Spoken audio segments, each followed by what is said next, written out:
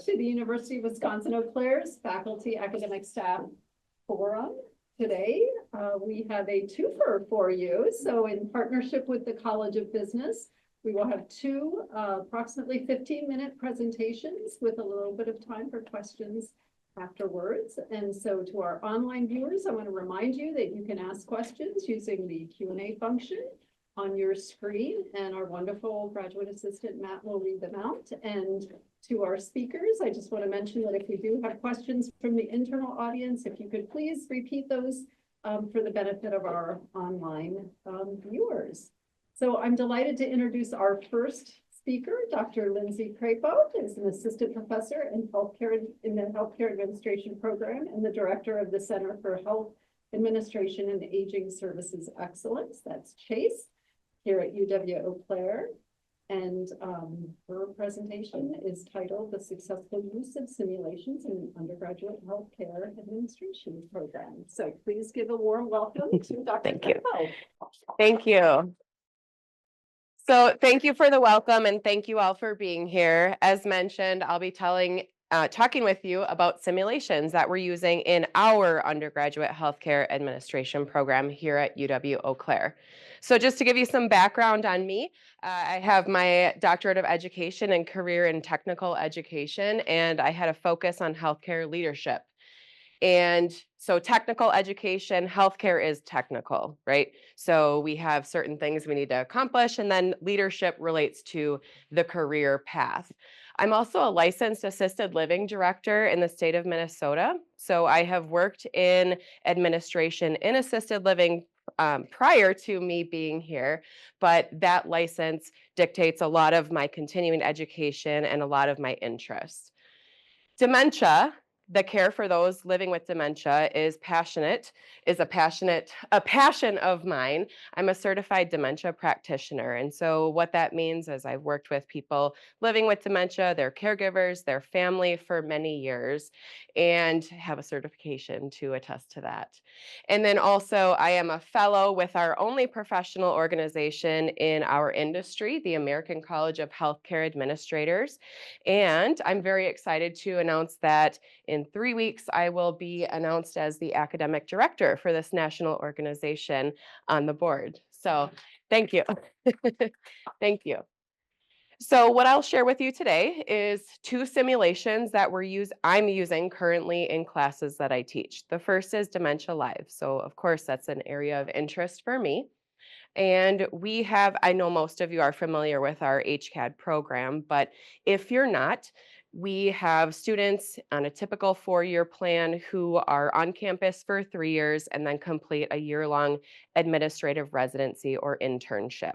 So out at skilled nursing facilities across the Midwest and even beyond. So I'm going to talk to you about Dementia Live and how we've incorporated that within our program. And then Star Power. Just out of curiosity, has anybody heard of Star Power before? Great. Okay. So this one I'm really excited to tell you about because I know a lot of you teach leadership, management, and even in those higher level courses. And I have found tremendous value in introducing this Star Power simulation within class. So the Dementia Live simulation the intention is to elevate care, compassion, and empathy. So living with dementia, we know is difficult. But this simulation helps us understand from the inside out. So what does it actually feel like to live with dementia? Now, we can't give our students or people going through the simulation dementia, but we can do things that will help us understand the challenges, which I'm going to review in a little bit. And related to my real life, so when I was working in administration and assisted living, memory care, within the first week, my orientation, I went through a simulation similar to this, and it was completely eye-opening. I didn't know what I was getting into. I didn't understand how powerful that was, and that completely transformed the care that I was providing for our residents. So the Dementia Live simulation is through EduGate. In order to be able to perform the simulation, you need to be an authorized coach, which I am. So if you're ever interested in this, I have all the gear. I have all the things we can talk through. So In the simulation, students do know this is a simulation. Students receive gear, and I'm going to talk to you about this in a minute. So certain eyeglasses, which you'll see kind of reduce peripheral vision and make it, and I'll pass these around if you're interested, kind of make it harder to see. We also have gloves that help to illustrate the difficulty in neuropathy or fine motor skills. And then we have some headphones, and I'm not going to pass this around, but I do want you to hear how loud it is. So again, we can't simulate dementia, but this is confusing when you hear all these things.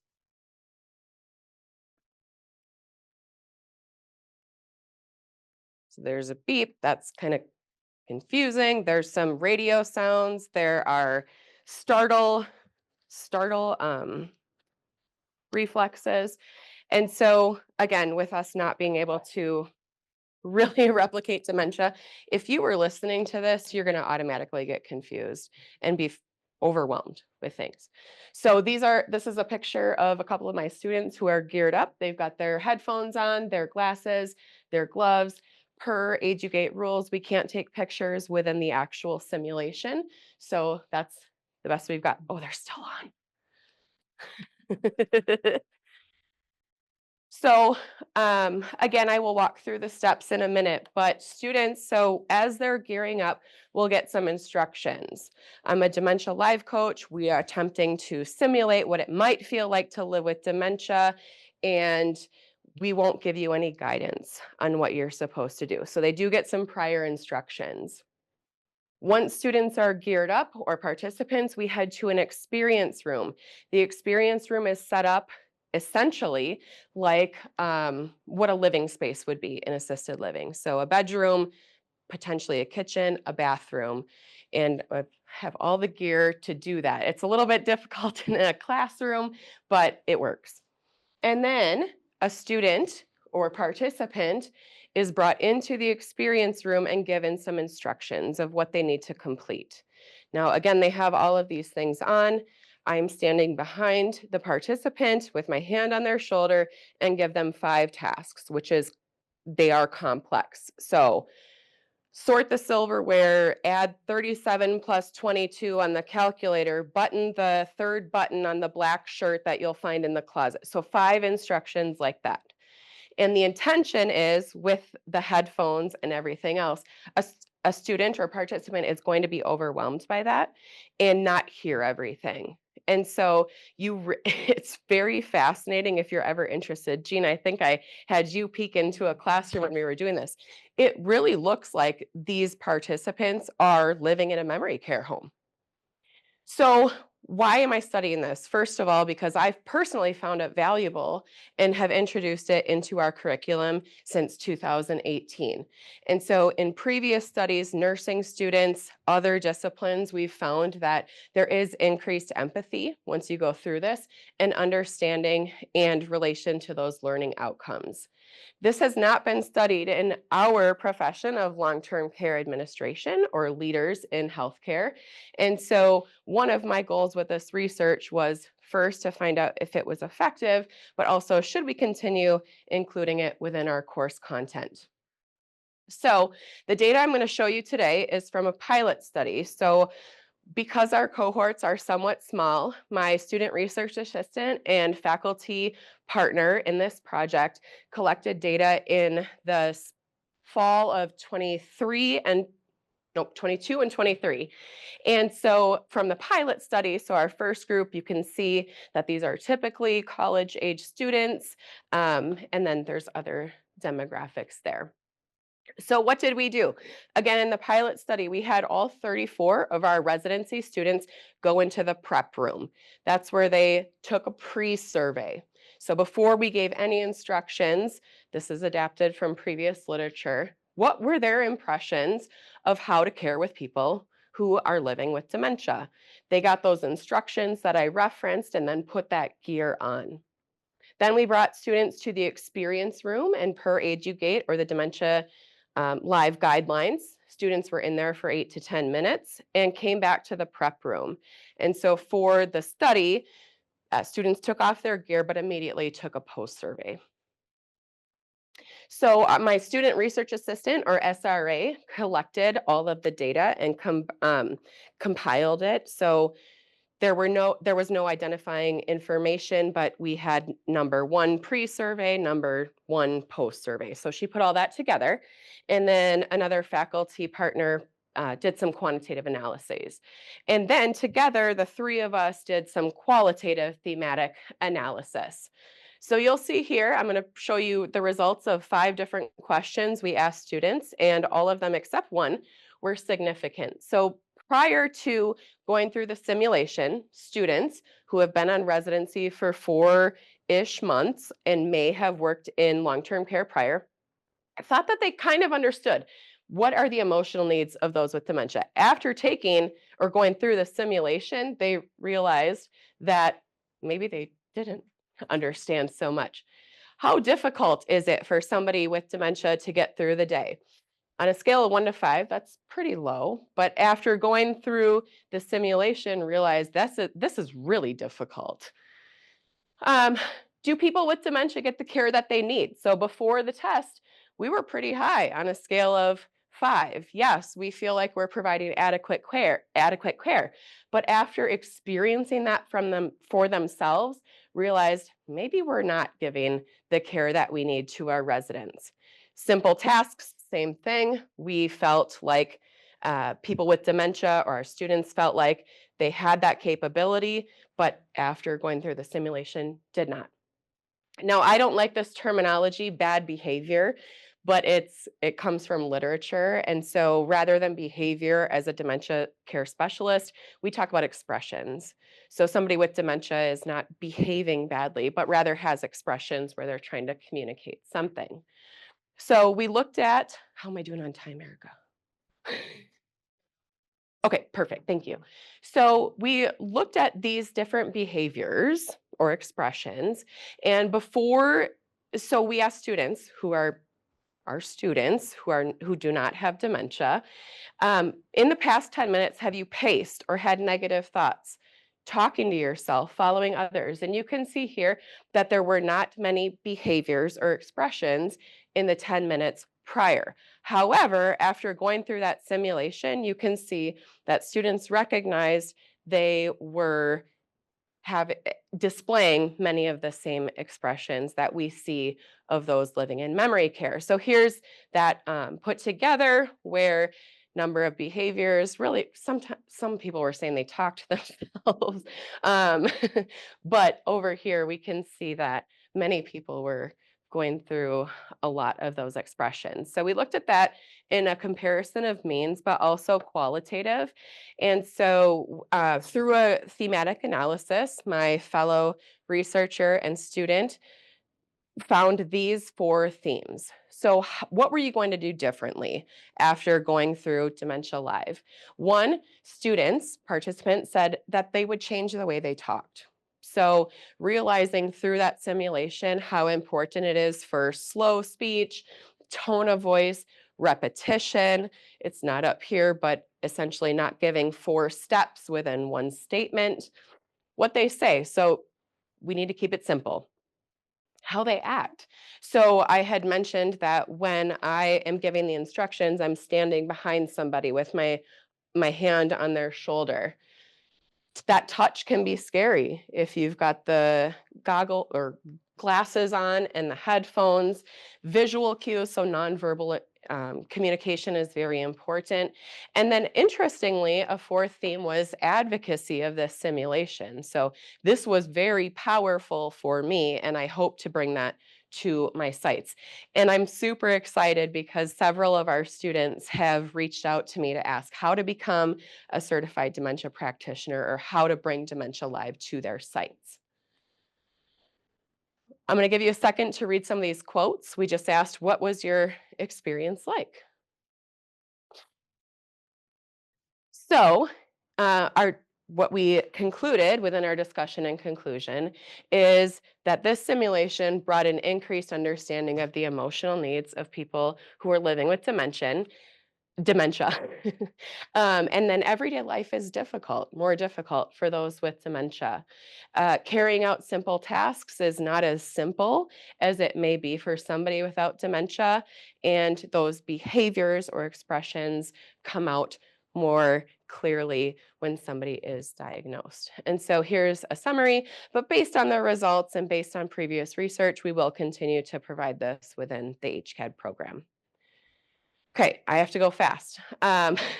So this research, Carissa Pressholt was what my student researcher for this program and project. She presented it at the national convocation and then at Circa, and this project will be submitted to a journal this summer.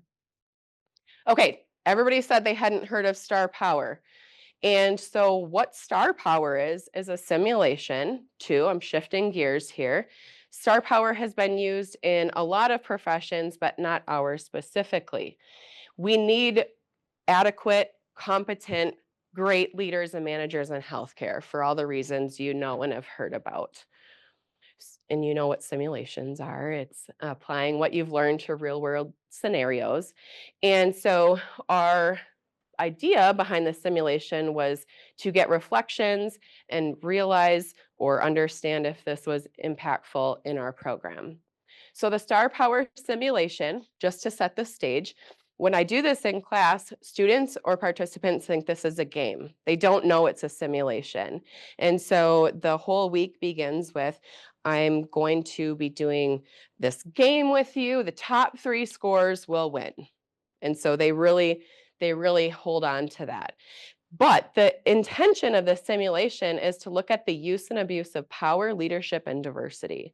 So anybody who works in, like I had mentioned at the beginning, works in management leadership, this is so cool. This is one of my favorite things I've ever seen happen in the classroom. So I'm happy to talk with you about this when we have more time, one-on-one, but essentially students in this or participants have the chance to move through different levels of society. And through the simulation, whoever has the most wealth, which is by luck in this simulation, get to make the rules. And it's interesting to see that those who are in that wealthy class make rules to keep or increase their power. And usually you'll see the lower classes kind of rebel. So in the past 3 years, it's been so interesting.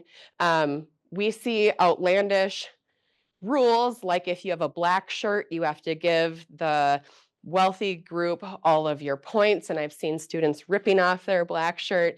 This past semester, I had some people, it's safe in the classroom, but I had some people sort of like slow tackling somebody to get somewhere.